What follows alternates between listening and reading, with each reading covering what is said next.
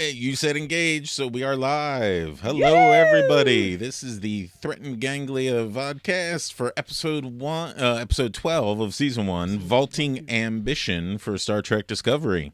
I am Corpulent Geek, and that over there is Sci-Fi Christina. yes, and we are gonna jump right in and get to going all ahead, full impulse, as we talk about this week's episode. Sorry. Yeah, see. I knew one of us. No. That's why I was waiting. Was that you or me? It's you. It's me? Yeah. Oh, no. That's why I was waiting. I was waiting it for it to This start. is our thing. If we ever don't screw that up, we're going to have to give out prizes to all our But watchers. it's not playing on my computer. What do you mean it's not playing on yours? It's playing on mine. computer. Obviously, we're live. I know. That's the thing. We're obviously live, and it's Well, not don't playing worry on my about that. computer. Okay, cool. All right. Here we go. All ahead, full impulse. Burnham and Georgiou take the relationship to the next level in the Mirrorverse. It turns out that Lorca has always been the man with the plan. Kelpian is a oh no! Kelpian is a dish best served cold. Or not at all. Poor old Stamets is not done being manipulated, and this time it's by himself. And what can we say about Volk besides... Oh, look at that. We both jumped right in there and did it, didn't I felt like that was appropriate. Yeah, it was. We were wishing him well. Oh, I so hated them eating Kelpian. I couldn't even get that line out. No, you couldn't, could you? I was shocked, I tell you. All right, let's jump right in ahead to Go to Warp, where we talk about the episode. And just a heads up for everyone, at the end of this section right here, this is our main crux of our show, the Go to Warp section, where we talk about the show. We're going to try and save all the theories and anything that may be considered a spoiler for the Black Alert section. Yeah, we got divided up sections for our show. And that happens. We got the organization. Yeah, sure we do. Yeah, the first 5 minutes we're struggling through with the thing. Anyway, so in the middle down there, damn it. In the middle down there, it's in the red, it'll say Black Alert. So if you are ever not interested in learning the different theories that are out there and everything, if you just want to be surprised by the show overall during Black Alert, you might want to mute it. Usually that's the last segment we do, so if you want to tune out a little early, we understand. So we are jumping right into things. What am I? Oh, you had the first little topic for us to discuss today. So this latest episode was called Vaulting Ambition. And as we heard on After Trek, which again, we will say, if you really want to know a lot of the nitty gritty and behind the scenes, and you want to see what I think are some pretty good interviews with the producers and the writers and the actors, being done by Matt Myra, or hosted by Matt Myra, I would watch it. It's after the show on CBS. So get in there because you'll learn some of this stuff too. But the show's title was Vaulting Ambition, and it comes from the Shakespearean play Macbeth. The titled character Macbeth is giving a soliloquy. He's basically trying to justify the murder that he's about to commit. And he basically comes up with the idea that he doesn't have really any good reasons other than his own out of control ambition, power, greed, all of the big ones, hubris. That's what he wants. He wants to get up there and rule, and so he's gonna go right ahead with that and do that. Right. So I think that's kind of interesting. I know the writer whose name is not coming to me. Why don't I type these things in? John DiNardo, I think. I believe that was right. Or Guardino. I don't know. Something. We should really know these. Well, not right off the top of my head. I didn't know we were going to talk about him. We should totally have that down there. I yelled at him on Twitter today. How dare he? So he had mentioned that since Macbeth is the play where a lot of the characters are dealing with ghosts, sometimes literal, and this episode had a lot of our characters dealing with ghosts from their past or from the other universe, that it seemed a very fitting title. And as I was looking into it, I also was wondering if it was a fitting title for perhaps some of Lorca's motivation. Maybe. That's my thought. So there you go. Yeah, it sounded a little bit on the nose. It really kind of did. So there you go. That's your little bit of literary history for the podcast. All right, very cool. Now, just stepping back for a moment and letting you know that it is my wife and I doing this show every week, and we're not going to bother going on the internet talking about things that we don't like. So, of course, we are in the bag to a certain degree for this show, and we like it. But we don't want to get things totally to the fanboy perspective of just constantly fawning over the whole show, even though it's really good, especially now. So when certain things come along that we either don't quite agree with or don't see how, I should take back not agree with, because this is their show. They write it up however they want, and everything. Just things that to us just didn't make sense. For some reason, we are going to mention it. And to me, specifically this week, was what Laurel did with Tyler Volk. And like, we'll talk about Laurel and Saru because that part was great. I love their interactions together because I love Saru, anything to do with Saru. But even if I didn't, I think I would love that part because those two did a great job. But it wasn't very clear until she did the death scream that she seemed to be essentially killing Volk and just wiping him out from in there, putting him out of his misery, a mercy killing. And like when she started doing that, I was shocked and surprised, and which may have been their intentions. Like their intention may have been, all right, if like she had told Saru, I'm the only true. one who's going to touch him, and this is what we're doing, or I'm if you're going to let me try and help him, then I will do that. And maybe they didn't want us to know that she was going to go and completely wipe away. Because that kind of didn't make sense to me because it was his body. But I guess, as you had kind of said, since they had completely altered him to basically be human, it would be the body's torture. Not really the important thing. It's the mind, the soul, the essence, the katra. Yeah. And I'm sure Saru only told her, I think he only told her like a small amount of the situation that they're in, but he did tell them like we're in another universe and who knows if we're gonna get back. So your war really means nothing. So maybe that's kind of how she got to her conclusion. Yeah, and I think that there was a good dose of love involved, and I think that's kind of cool. Yeah, it was very cool how they had the little flashback sequences. Yeah. And I've seen people debating it, whether or not she was really killing him or just pushing him down and burying him further so he wouldn't be discovered. Nice. And so, like, that could be true, but there were some people that were convinced that she did the death ritual scream because she was trying to fake out the humans, and the humans were all probably standing around like, what the hell is she doing?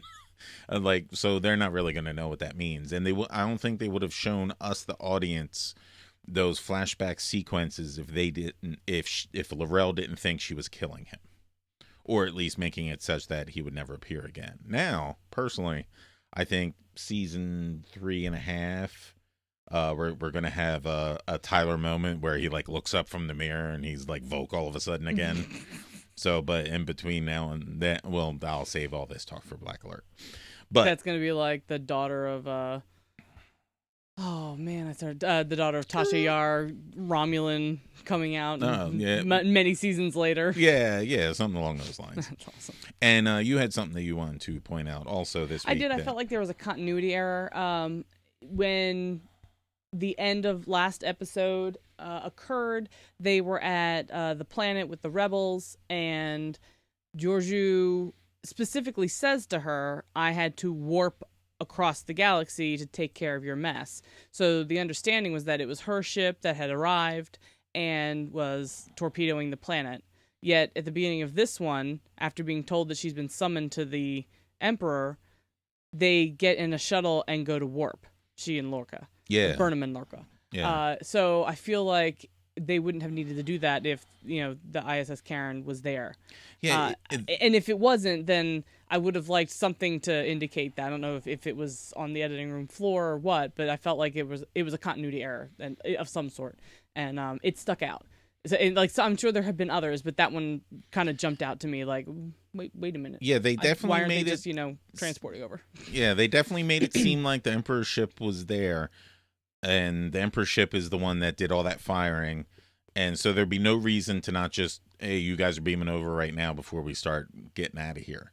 Now, the only other option I could think is that the Emperor's smart, and she didn't want to get close enough to the planet where, in case this was some kind of a trap, so she got semi-close to the planet and then dispersed like a destroyer from that giant ship and sent that out there to fire a couple torpedoes. Which I totally would believe, but the only indication of there the ship was... that arrived was a very nebulous, like, a ship is entering the system. Yeah. And they didn't seem to even know it was a friendly. So I was kind of... they're firing on the planet. Like, they didn't say, like, another... Imperial ship had entered. They were just like, a ship's here, it's firing on the planet. Yeah, it was pretty nebulous. I felt like that was kind of odd. So I'm kind of hoping that maybe they come out with something, talk about that they have cloaking technology of their own.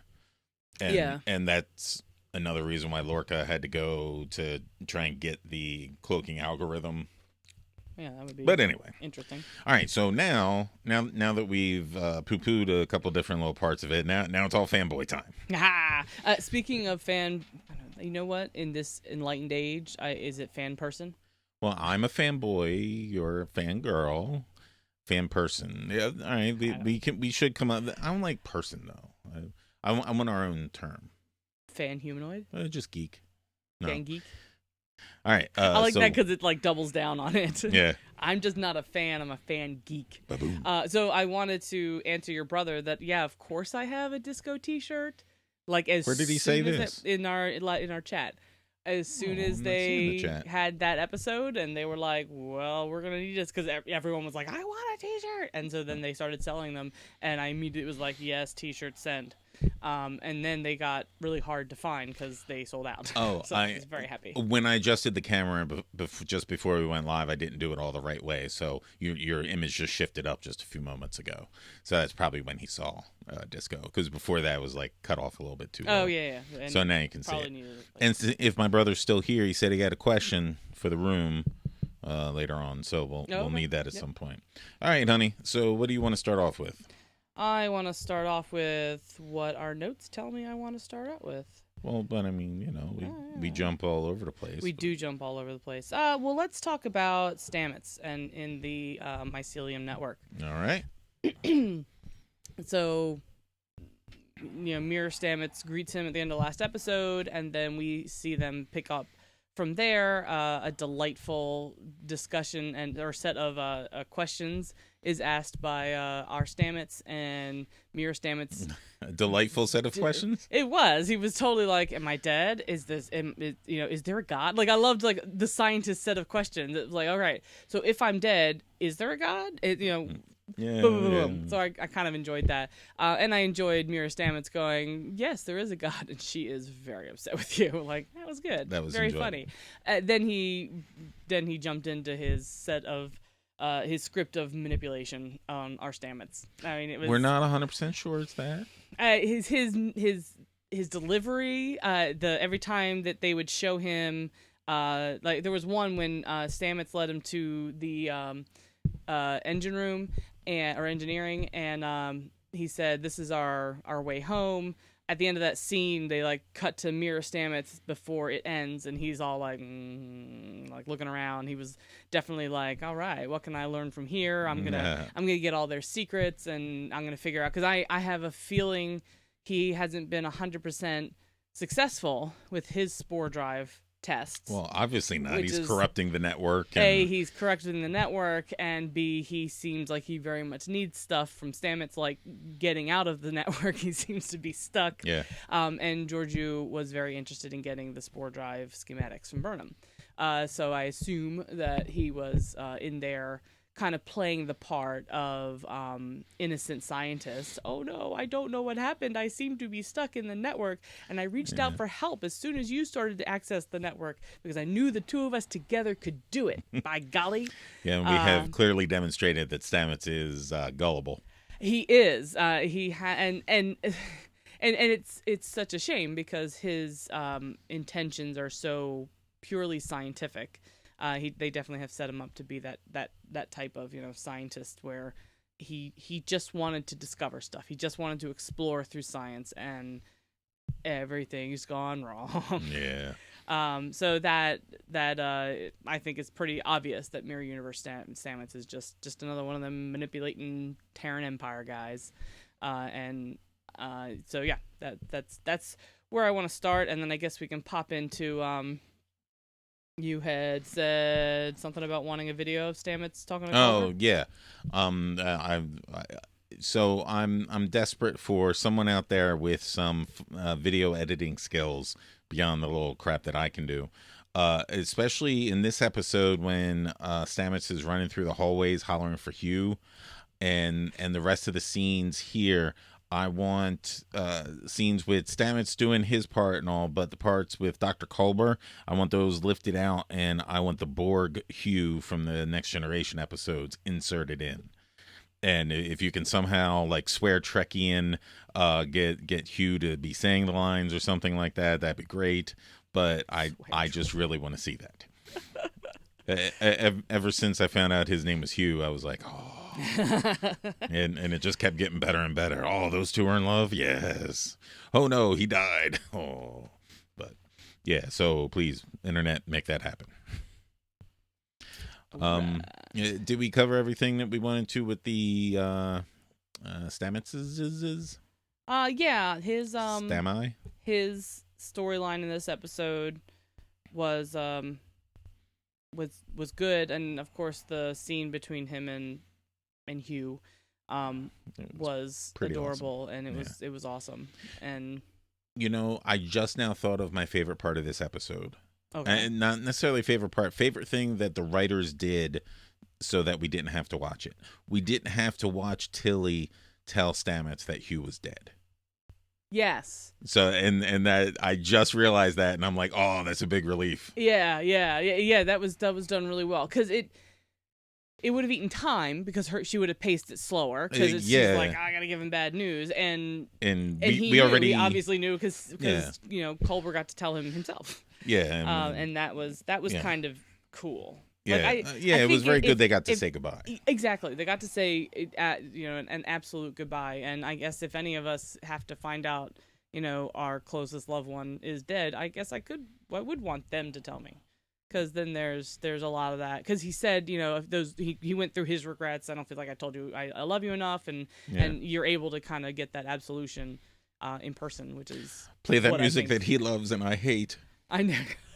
That was pretty awesome. Curmudgeon-y to the end. To the end of their relationship. Yeah. So I assume that was the hardest scene that Cruz said he like the hardest scene he'd ever acted was coming up in the future. Yeah, well, he didn't even say hardest. He said favorite. That was his favorite? Yeah, his favorite. It was something along those lines. Not necessarily just hardest, but like his favorite. Oh. So, and but the one thing that has me worried is what we have seen now with Hugh does match up to everything that they said in that after track right after he was killed, because they said he's not 100% dead, and so there was some part of him there. Mm-hmm. So I think we're gonna have to now say bye-bye. Yeah, to Culber. Yeah, he's not going to be reinstated into his body. I mean, there is a chance that something goes on, but I'm putting that hope aside. Yeah. And sliding that hope over to no one ever tasting Saru. Oh God! All my hope has to go into that. It was. I have never reacted quite so viscerally to something in a show, and I'm a Game of Thrones fan.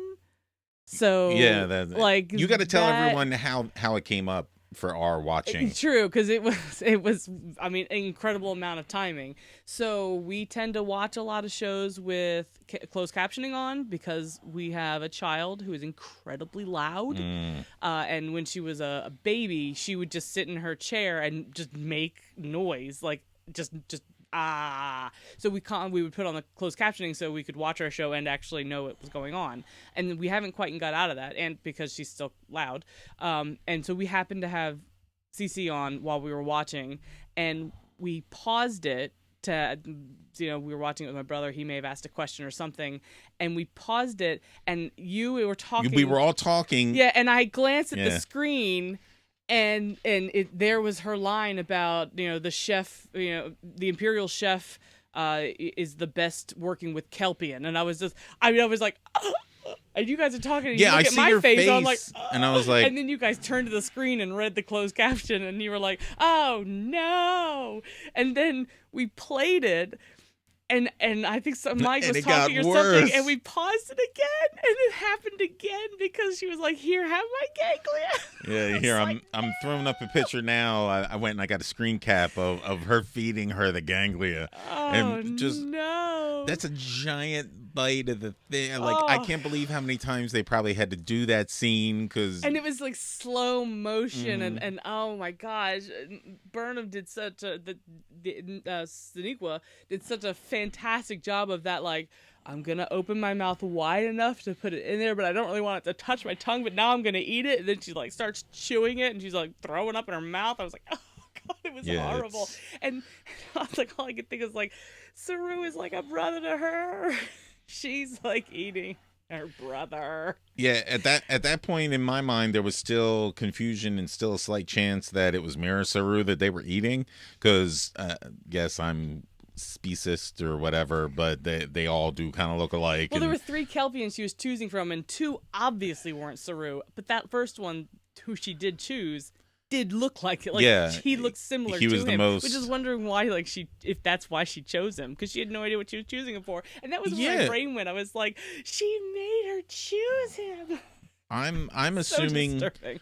I was assuming that it was merely like she was picking another. Now she gets another slave. I thought that's exactly what I thought. I was like, oh, I'm granting you a new slave because you brought Lorca back. And I was like, It was so sad. And then as I was getting ready for the show, I was like running through, and I was like, oh man, my thought just ran away. What was my thought? I had a whole expression for it too on my face. How it was all scary and it was scary, and it was. Oh, it was yet another thing set up in the show where the payoff conversation is going to happen later, because eventually Saru, because they shadowed it. What the heck is that? Foreshadowed it when you got half the word out. God, man, I should. I don't know, have some sort of coffee before I do these things. Words are tough. Words are hard. They foreshadowed it because Saru specifically asked her, my people are scarce in our universe, and I don't know, have you seen anyone else of my kind? Mm-hmm. And we'd seen Saru, because that was her personal slave, and now we've seen more, and we know what they're doing. And then that led me to the next thought, was that we knew that his species had been raised as food. That is in his past, but it's. But we didn't know they were a delicacy. Oh, I thought it was just on that planet, and that's what they did. Yeah. So it was shocking. It was definitely an adrenaline bump at that moment, because I was like, my hands crawled up to my mouth. Now, we have definitely talked before that Saru and Michael have a brother-sister relationship. But so far, I haven't seen it close enough that they would, like, hug each other. And I think that's good, because now I think that if they hug each other, she's going to try and suck one of his threat ganglia out of his neck. No. Come on. I had a whole little commercial thing I wanted to do for this vodcast tonight, and I might still do it at some point. So I don't want to give it away, but it involved me trying to do photoshopping and a mini script. So I was taking a tip from my brother, Simply Your Device on YouTube, and he recently did an opening to one of his videos, and it was fantastic. I'll try to remember later on to put the link to it down below, but it was going to be enjoyable. But then I started thinking about it. I'm like, I'm not an actor. I can't do that kind of stuff. I just sit behind a screen and talk a little bit. So, all right, we're going to move along. Did you want to talk about the Greekery? The Greekery? Yeah, nice. The Greekery section. Yeah, I started typing that out. Greek? No. Opa! Sorry. Oh, nice. Hey. All right, so we have the name of the palace ship, which is the Isis Karen. Karen. Okay, good.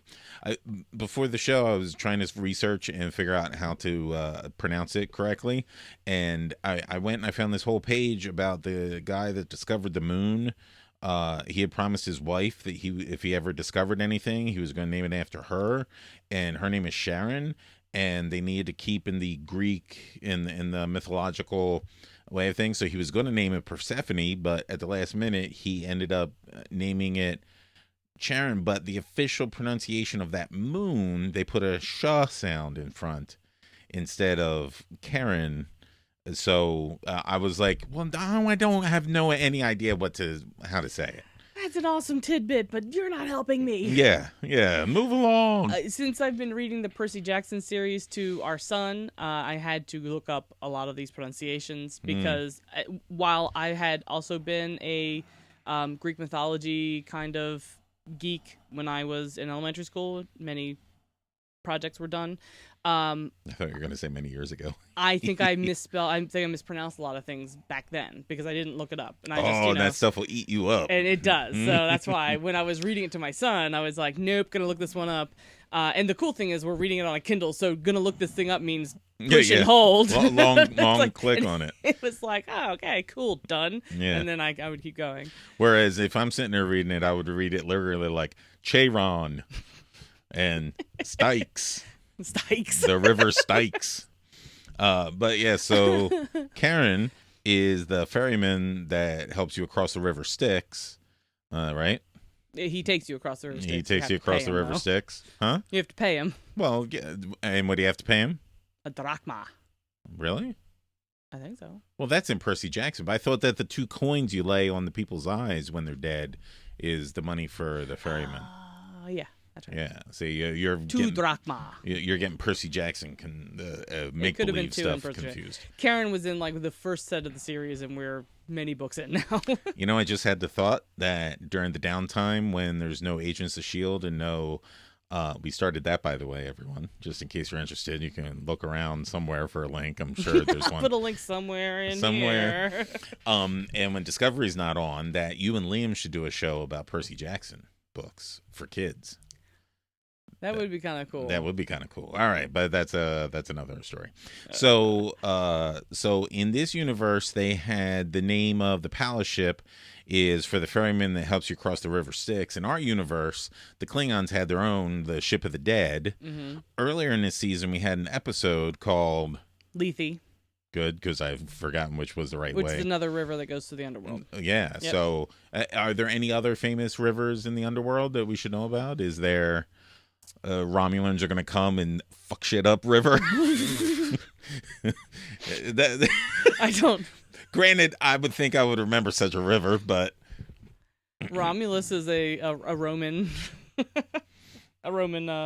mythological. But yeah, so I'm being. just trying to find. Yeah, there was another river in one of the recent books, and it's a river of fire. Fire. That they would drink from because it's the river that would. It would feed the souls who were being tormented because it would sustain them. So it didn't. Yeah. So like our protagonists were drinking out of it, and like you could drink out of the river of fire, and it like burned on the way down, but then it kept them from starving. It was kind of interesting. Keeps you from starving. Eh? Yes. I wish I could remember the name of that river, but yeah. Well, we'll have to look that up for later. Yeah. All right, so that takes care of the more geekery. Greekery. Very good. Yes. Now we've spread it across 2 pages. But I was wondering if you would do me the joy, because when they introduced Giorgio, I definitely got the feeling of Dany from Game of Thrones. So can you read off their 2 different intros? So Dany was Daenerys of the House Targaryen, the first of her name, the Unburnt, Queen of the Andals, the Rhoynar, and the First Men, Queen of Meereen, Khaleesi of the Great Grass Sea, Protector of the Realm, Lady Regnant of the Seven Kingdoms, Breaker of Chains, and Mother of Dragons. That's an awesome title. I want to be Mother of Dragons. That's got too many words. I would just go about as Mother of Dragons because I feel like you don't need to say anything else. Yeah, I mean that's if you're all. Gonna get dragons. You're going to get everything else. Yeah. And Georgiou was Her Most Imperial Majesty, Mother of the Fatherland, Overlord of Vulcan, Dominus of Kronos, Regina Andor, Philippa Giorgio Augustus Iaponius Centaurus. We should have looked up those famous names. Augustus is obviously a Roman. All right. You babble then, and I'll find the there was a thread yesterday that the writer of this episode did. Iaponius and Centaurus were the two. Iaponius is actually Japanese. In Greek? In one of these, not Greek, Latin. Yeah. Sorry, that's what I meant. Well, no problem. But not only. See, this is but we can take out a few brief moments here for me to find it, because then this way we'll also know what his name is, because he's awesome and we want to make sure that writer Jordan Nardino. I was close. It was Jordan. He did an awesome little thread yesterday. Unfortunately, after I had already watched this segment like 3 times to get all the names down. Yep. All right. I think my favorite one of her titles, although Mother of the Fatherland, I think is pretty cool. It's kind of badass, because I find that throughout history, the matriarchy is usually more powerful, and that kind of sets it above. Like, here's the fatherland, and she's the mother of that. All right, I found his stuff. So for her titles, and this is Jordan Nardino, J Nardino on Twitter, the writer of this past episode, so he knows what this is, not just someone on Twitter. So into her titles, Father of the Fatherland is easy. We turn that into Mother of the Fatherland. Even though we degendered Emperor, it still felt right. Overlord of Vulcan, an early conquest of the Terrans, they see themselves as their protectors. It's paternalistic / delusional. Dominus of Kronos, the Terrans are very proud of conquering Kronos. Dominus is a harsher title the emperor at the time took as a result, and Georgiou kept it for herself. We own them. Regina Andor. Andoria is the jewel in the Terran crown. Subjugated warrior race. Early Terran conquest. Pre-Sato, he even says.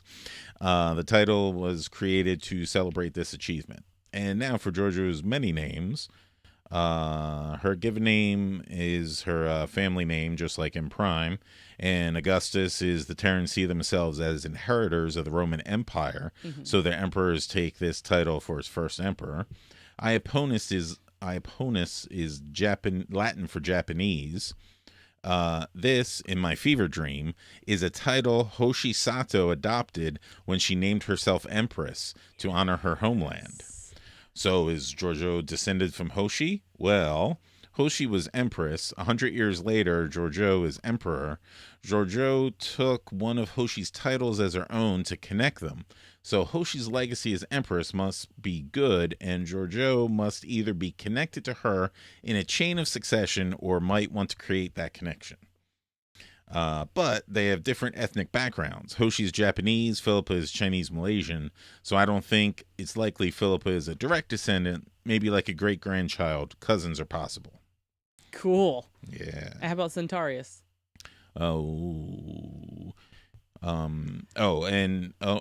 She is proud of her connection, flaunts the title Iaponus. But it's not canon until it's on screen. So that's just his notes and his everything, but this isn't canon. And as for Centaurus, I figured it was the first system colonized by the Terrans since it's closest to Sol, so it was a title the emperor at the time took in tribute. Nice. Yeah.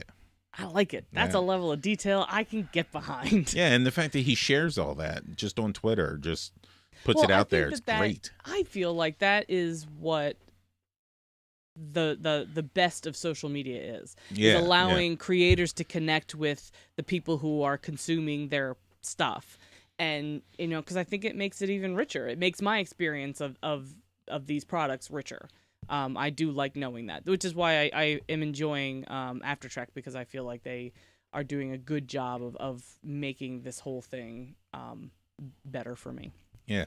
And granted, Twitter is a terrible place most of the time, filled with evil and vitriol. Yeah. But the two lists that I have for Trek and Trek members on my Twitter account, it's just nice positivity about the show and good stuff about the show. And like, I never see things blow up into badness there. So that warms my heart. All right. So after that big segue out of the way there, I guess that should have been, no, that was directly related to this episode. Yeah. I still had that one big section I wanted to cover about the similarities to another show that we watched, but was there anything else you want to touch on before I get to that? I didn't know if there was anything jumping out at you. No. All right. You know what? I did want to mention, just so that we don't forget it. Okay. Can I say, No. I still love me some Tilly. Mm-hmm. I love me some Tilly. I love that she has a core of steel. She was gonna fix Stamets, and I mean, and as she's doing it, she's also asking for like her next recommendation. She's Yeah. like, you're gonna recommend me for the leadership, right? This is how they're gonna work. I love Saru's answer. That was also, I can't remember how they had phrased it, but he said, we'll exist in a universe where, I would consider it. But I loved her in this episode because she's always positive. They're still, treating him, and they've upgraded him from, dead to in a coma. And she's going on and on about, well, I think he looks better. His skin looks better. It's just so dewy. And I love the way she said dewy. It was a laugh moment and a moment where old school Tilly came back. Because yes. Yeah. Well, and she didn't have to be Captain Killy. She didn't have to be cutting out people's tongues and licking her boots with them. Licking her boots with them. Yeah. Because she was doing something that she liked doing. She was solving a problem. That's why she was in engineering to begin with. She was going to fix this one because she was gonna save him. She just was not gonna let it go that he was gone. And I like that. I like that determination, and then she mixes the positivity in with it, which I think I feel like I really identify with that. She's in the thick of it. She's working hard, but she's pulling on or holding on to all any hope that she can eke out. Awesome. So with her current outfit, now I'll explain why I'm asking this in a second. I thought I did hear during an after track that is her real hair, that she gets up and like she has it blown out every morning. They talked about that on after track, right? Yes. All right, because there's one particular reviewer that is like begging for Tilly to lose her wig, her bad wig, and I'm like, I don't think that's a wig. Oh, I don't know if that's the actress's real hair. Really? Yeah. But why would she blow out her hair then and make it straight if that's no, not... they're talking about, so Mirror Universe and real Tilly had the same DNA, so they're saying that Captain Tilly has curly hair, and they love the thought of this captain getting up every morning and having it blown straight so she can look sleek and badass. I thought they were talking about the actual actress. No, they were talking about the about the captain. They were in their little like headcanon. They're like, I just have this picture. Okay. I love this picture in my head of Captain Killy getting up and like blowing straight that hair, probably having her Kelpian blow her hair straight so that she can look sleek and badass. Because of course, curly hair girls can't kill you. Well, that makes me love this show and these actors even more, that they put that kind of thought into stuff there, and they're not just like, just dismissing it when they leave. And also, I'll save that for Spatial Anomaly because we're almost all done. So one last thing I want to touch on the Go to Warp section is, to me, this show has a lot of similarities for another show that we happen to start doing broadcasts on, Agents of S.H.I.E.L.D. A lot of people pooped on the beginning of the first season of Agents of S.H.I.E.L.D. because they spent a lot of time having us get to know the characters so that the spoilers, Hydra reveal had a massive impact because we got to know these characters really well. And things about them and their motivations and their interactions, and we grew to like them. So we didn't want to see bad things happen to them and beyond just possibly getting shot during a mission or something, where some of them might have been Hydra or might not have been Hydra. I'm not doing any more spoilers than that.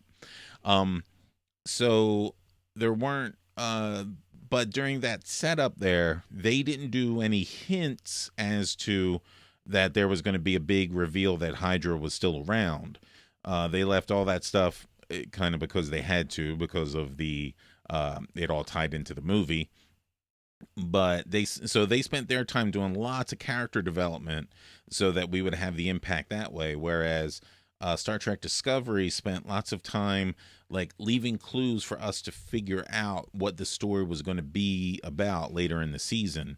And that way they like built tension up during the season for stuff that we could see coming. And all the tension was trying to be like, oh God, when is it all gonna come out? And so people keep calling all this stuff that's happening twists, but they've been. I feel twists are not foreshadow.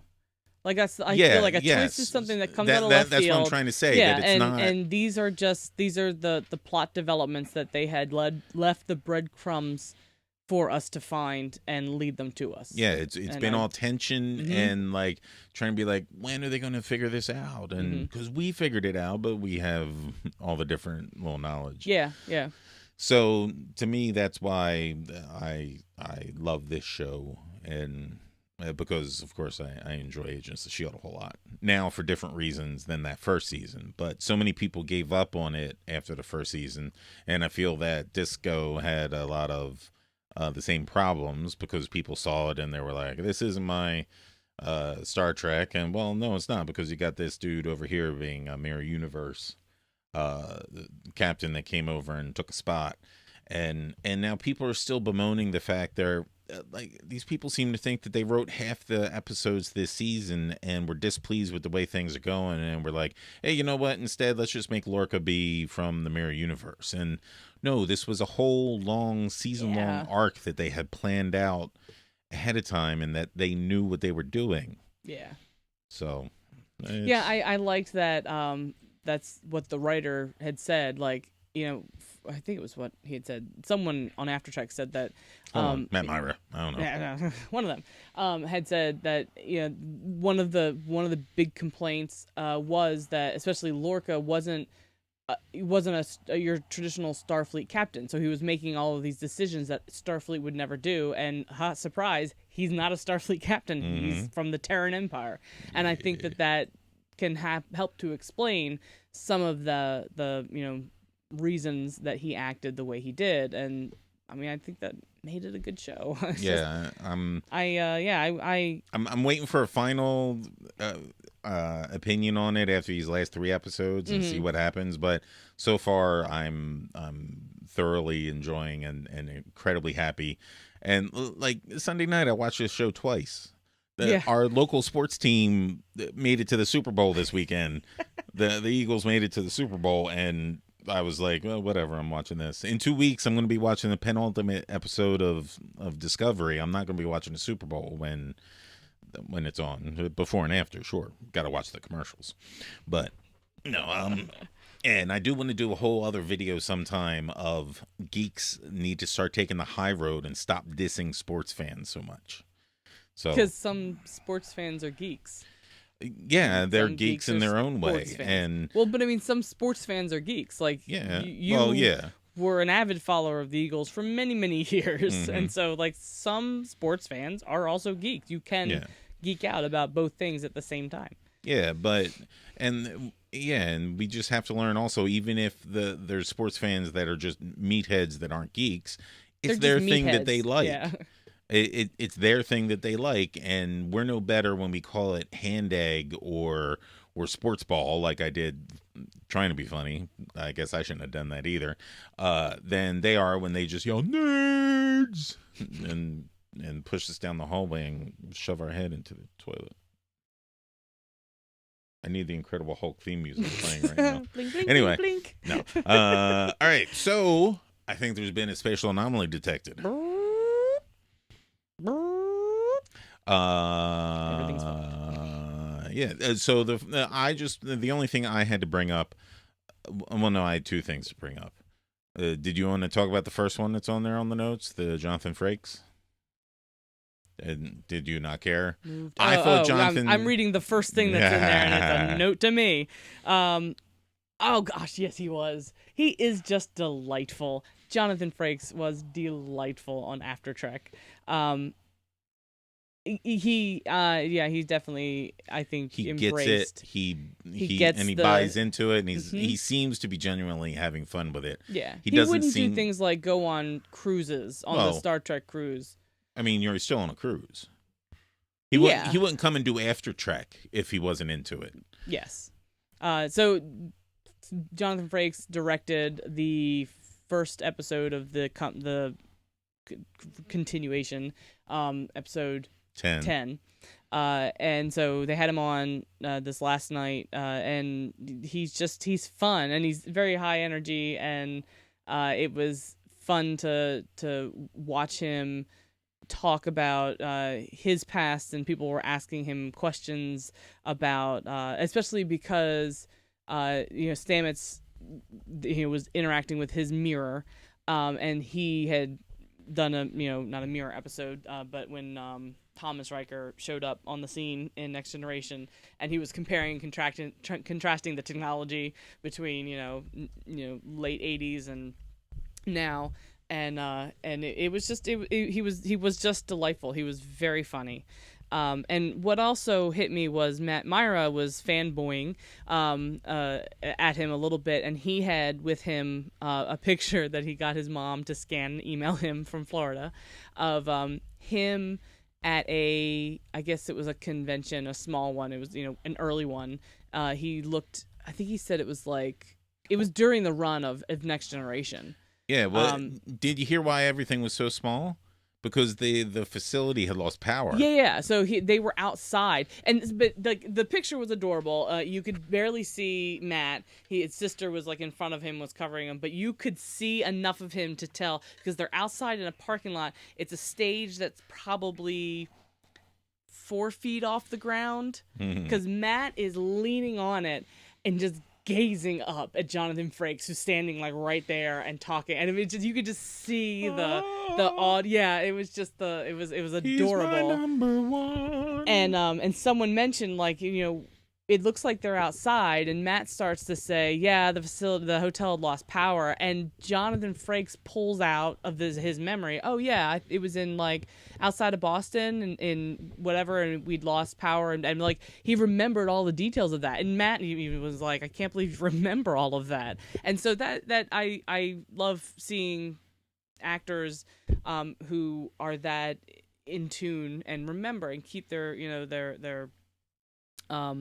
yeah, that was not what I want to say. Keep the importance of what they do for their fans, give it value, which I think is cool. Yeah. And yeah, it's good. Of course, you don't want the poor guy to do nothing but eat and breathe Star Trek, and he doesn't, because he goes and he does other, but it's still genre stuff, it's still sci-fi stuff, because he knows he'll get the fan base to go and follow him for a lot of it, at least. Yeah, but I would never dismiss sci-fi stuff as not being quality literature. Oh, yeah, or not quality. That's anymore, the thing, definitely. is that now it's you can tell excellent stories with a science fiction background to it. Yeah. The other thing I loved about that show of After Trek, because obviously who was on? Stamets was on. Who is Stamets? Anthony Rapp. I wanted to call him Albino Kid because that's his Twitter handle. Anthony Rapp was on with them, and what did he pull out? He pulled a Star Trek fact out of nowhere. I mean, he's obviously a fan, and that is something that I've been saying a lot now in the last 2 years. I don't even know if he's been a longtime fan, or if he, like so many of the cast, just went through and just watched all the Star Trek that they could before the thing. But he obviously liked what he saw, because it stuck and he remembered. Yeah.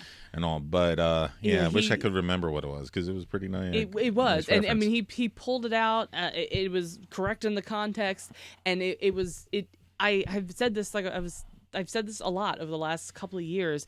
Like, we are in, I feel, a golden age of these things that I love because I loved them as a child, and all of the creators of them now were like me. They were fans. So, like, a lot of the directors of the newest Star Wars movies were fans. They were fans in our childhood, and now they're adults making movies. And I feel like it permeates the thing that they're making. And that's why I feel that these shows and movies are good, because they're being respected. They're not just being produced for $1. Well, they are being that, but they're but not they are just being produced for $1. That's like that. They're being treated with the respect that we as the fans would want them to be treated as. Yeah. So the only other info in Spatial Anomaly I wanted to cover was, come on, Academy Awards. Everyone else in The Shape of Water gets an Oscar nomination except for Doug Jones. What's up with that? I hope he gets a Lifetime Achievement Award at the end. Because he is amazing to be able to act through all of those prosthetics. And they need to put like a rubber chicken over top the Oscar award that they give him.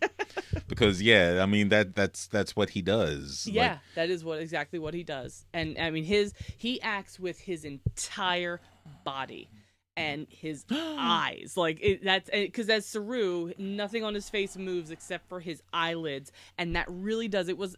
Matt Myron made that comment about being able to act with only his eyelids, and we rewatched the scene that they were specifically talking about, which is when he was interacting with Laurel. Yeah, we're jumping back to Warp because I realized that we didn't talk about the wonderfulness that was that scene. That's right, you mentioned it, but we didn't really talk about it. Yeah, so we're back at Warp. Hey, there we are. Now we're in the brig. So he's trying to get Laurel to help Tyler. And he's going about it in a wonderfully Starfleetian way. Yeah. He's using logic and impassioned arguments, and I loved him for it. But he has, since they've jumped into the mirror universe, and he had to take over once Burnham once Lorca left, take over the Discovery.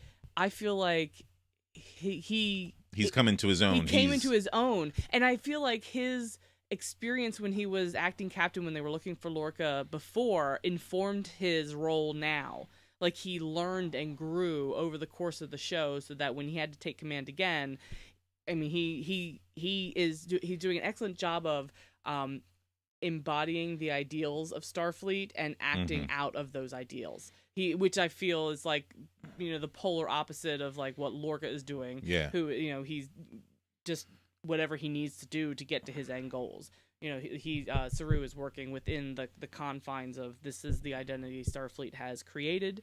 And so when he is trying to get Laurel to help them and help Tyler, when you see him make the decision, that it was the decision to let Laurel do the thing, right? Yeah. You could see the decision be made on his face, and this is a face that only one thing can move on, and I think that is phenomenal. Yeah, he uses it was fantastic, and he is the quintessential captain, Starfleet captain.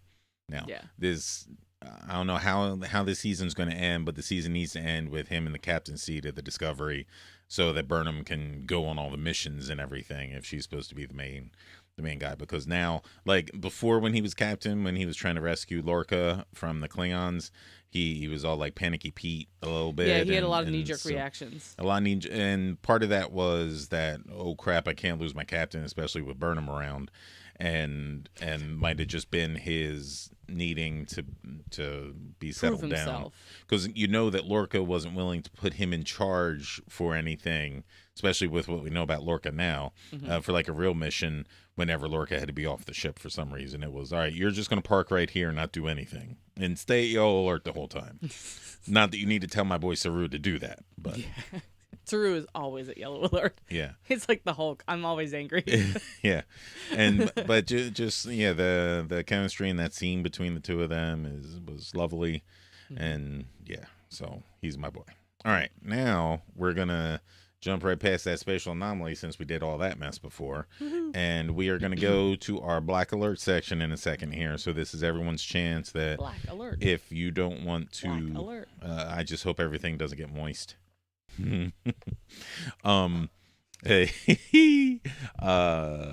so this is your chance to mute your channel there until you see down here, look, we're going to hit it. And so when that goes away, you can come back. If I remember to shut it off. If I don't, but whatever. You're probably going by now anyway. All right, so Black Alert is... Oh, we didn't even talk about the Lorca reveal in the Go to Warp. At all. Yeah. We need better notes. Well, come on. It's all good. Well, whatever. We'll talk about it now. Hold on. Wait. Hold on. We can go back to Warp for a second. But those people are gone. It doesn't matter where we're talking about. They may not be gone. They might... Look, hey, look down there. No, look, because look. this is going to bleed right into the Black Alert. We're going to say something, and they're going to be like, you said I could stay. No, it's not. It's not going to bleed. We're going to do this the right way. We're going to say... Are we? No, we are going to do it because there's tons of people that were yelling online that this reveal just S the bed and that they were displeased with it. And of course, their first thing is, I saw it coming a mile away. We've covered all that they're not going for twists. They're going for tension. And yes, you were supposed to. But I enjoy the way that they did it. They did it like a CSI episode when they finally put all the little pieces together and they have the different little flashbacks and everything. Yeah. That I really did enjoy that. And they still kept us on the hook with that guy saying, say my sister's name. Say it. Say your name, and he wouldn't. And that dude's head exploded. Yeah, so I went through a whole thing in my head about Lorca. All right, bring it. But yes, I really enjoyed. So Burnham reveals herself to the Emperor. Yeah. Who immediately kills everyone but one guy around her. We didn't even mention that because we didn't, that was effing badass. Yeah, God, this episode is going to be 2 hours long. Oh my God, but it was so good. I so many times during that episode, I went, oh my gosh. And I think hey, my stop favorite... hitting the table. You're messing up the camera. Sorry. So you go and shake the table. I'll just sit there and grab my chair. I think my favorite part of the entire episode was when she turned to that lord and said, "Can you keep a secret?" Because there's no alternative answer. Of course you can. And if you had to serve near the Emperor all the time, I would have a pill on me that could kill me painlessly. And I just have to press it against me a little bit harder than normal and it goes off because... Come on, I want as we found out during the episode, a powered fidget spinner. Death by fidget spinner. Flying through my skull. I mean, sweet Georgia Brown. Holy moly. So, she's badass. So Burnham's revealed herself, and now they're in the nitty gritty of basically a negotiation of how is this gonna go. Burnham is, I think, using logic to inform this, I'll just keep telling the truth ploy. Mm-hmm. So, Giorgio keeps asking her questions and Burnham just keeps answering them. And, in that straight, that cultured Vulcan way of just, boom, boom, boom, here's the facts. Yeah. Which, because I as Giorgio was, going down the path of, how did you get to this universe? It was don't tell her. Because clearly this woman doesn't need a spore drive. Yeah. But here's all my logs that I've been keeping this whole time. Yeah, it's don't read that part about me and Tyler. That turned out not so well. Yeah, spoiler alert. Yeah. He was a Vulcan. Or he was a Klingon. But yeah, I think that's going to come back to bite her in the ass later. Well, but now, we know that they're working on their own spore drive, and I clearly believe that Burnham is not going to give her any... That she's drawing out the moment because we have a fantastic example of how this Emperor doesn't pause when she's decided she's gonna kill you sometimes. So I think Burnham's kind of drawing her along to try and get the situation back in her court. Hopefully. So that it was that conversation as they're revealing Lorca, and then simultaneously he's down there playing that guy who comes in, and at first you're like, oh, is he a co-conspirator? It's like he's gonna spring him, right? Yeah, that's what I was thinking. Even as they're like talking in the beginning, it was like one of those relationships where they're all like, being all gruff and badass with each other, like, rah, rah, rah, rah. Oh my god, it's great to see you. And big hugs. Then it wasn't, because then he dragged this guy and he's like, I'm gonna inject this thing into him, and it's probably not gonna be good. And you're like, oh no. And so then we're back to thinking, is Lorca not from the other universe? Like, he doesn't seem to know this guy. He's playing it really close. But, I mean, obviously, as we found out, that no, he is from the mirror universe, because the only difference between humans and Terrans is their sensitivity light. Yeah. And I was like, and here is our MacGuffin. Yeah. And tons of people complaining about that. It's like, oh, come on, people. You needed something. You needed something that you could, but what I love... Even if you didn't need it, it can be there, and they can introduce new things. They didn't have to cover every little thing that's different in the universe. Like, they were complaining, saying that, the light thing was never brought up before, so it can't be canon. We've had 50 years of history in the mirror universe, so it can't... It's like, shut up. It's a sci-fi thing. Like, the thing that I'm most upset about... Sorry, go ahead. No, it's okay. The thing I'm most upset about is that every surface that's see-through on that ship and the main view screen don't have, like, automatic filters that kick in to dim lights that come on. I'm like, all of them would yeah. have that. Clearly that window would open and it would slowly fade, just like he was doing on Discovery when he had light transitions in his ready room. Yeah. But, we needed the reveal. She needed to see the Emperor recoil and put two and two together, and that was it. I really did like it. It was a CSI-like reveal, as the Emperor is saying, like, all these different things. I've said like 25,000 times. The Emperor was telling her basically word for word everything he had said to her in the other universe. So, the only question now, and I feel like this is what's going to lead us back to Black Alert. Oh, wait. Well, all right, but before we go back to that, though, that I only wish in the list of things that she was saying that Lorca said to her, Giorgio was like, and he always had this weird phrase, this context is for kings thing that he said, because I mean that was a title of an episode and everything. Yeah. All right, now we're going back to Black Alert. Sorry for everything, but we'll turn it off again when we say bye later.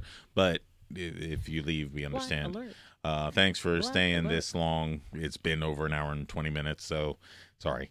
We'll see you next week if you're leaving now. Bye. All right, we're Black Alert. We're safe. What was I saying? Okay. So the only question now... The only question? I don't know. We only have one left. Is well, because I.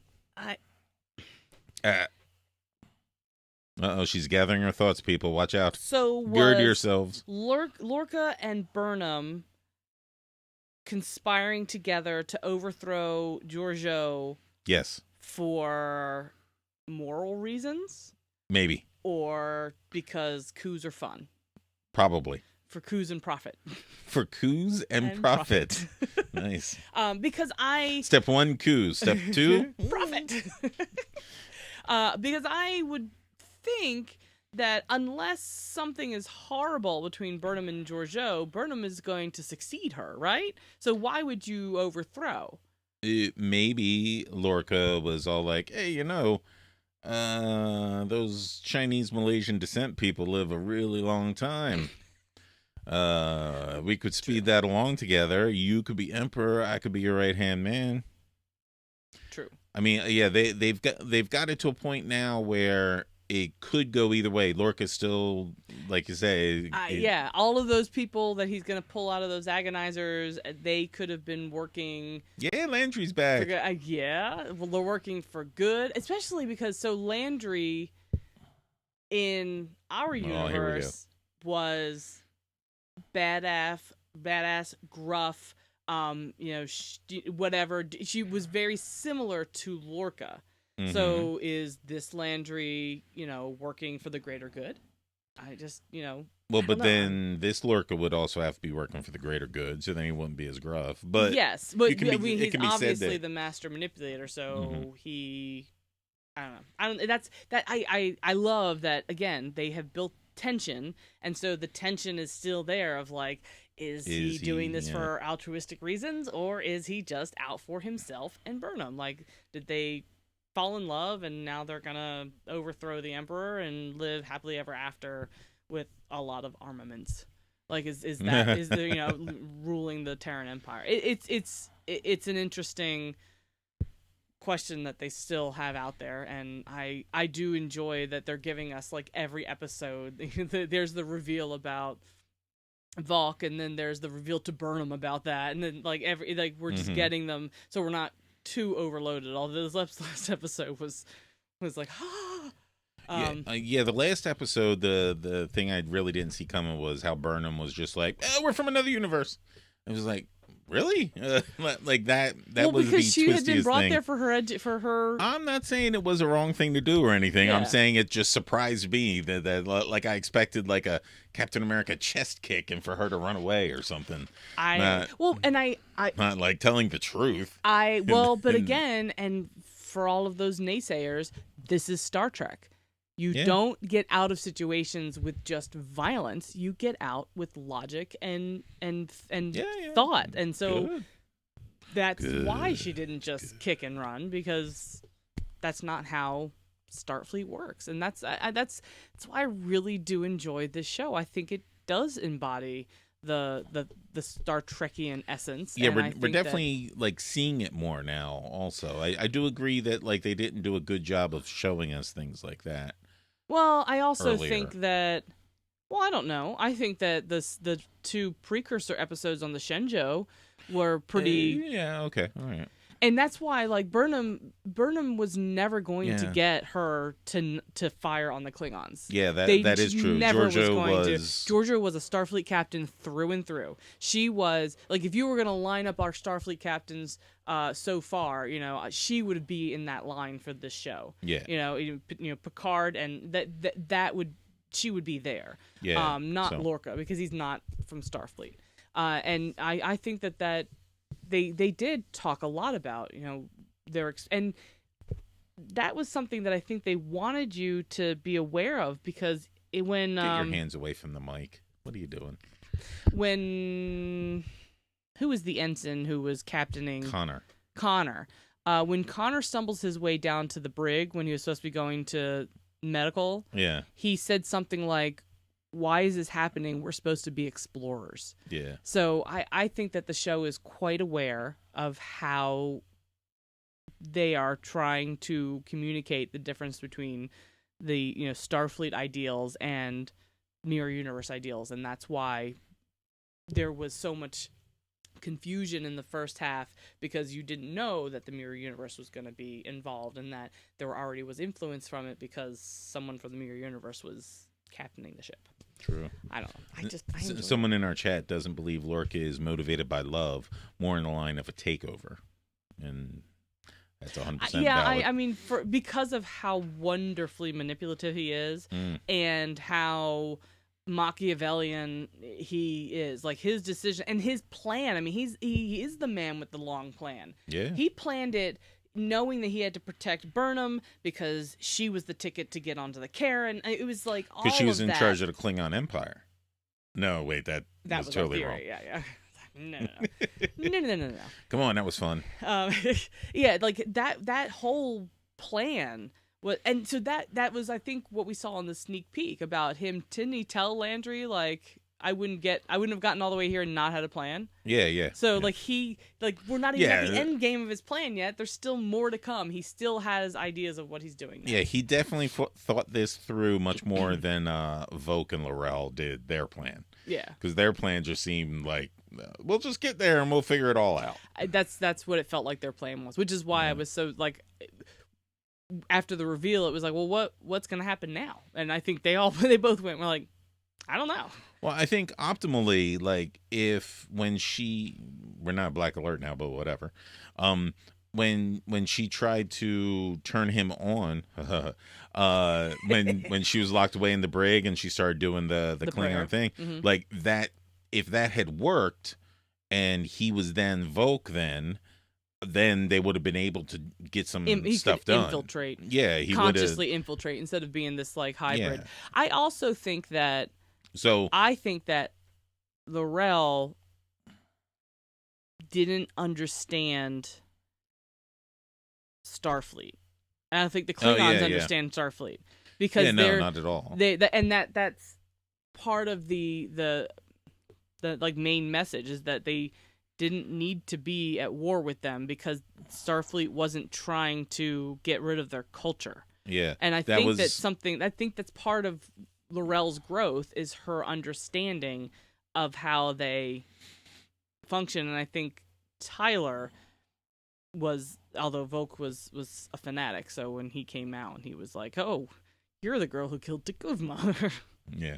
Kill you now.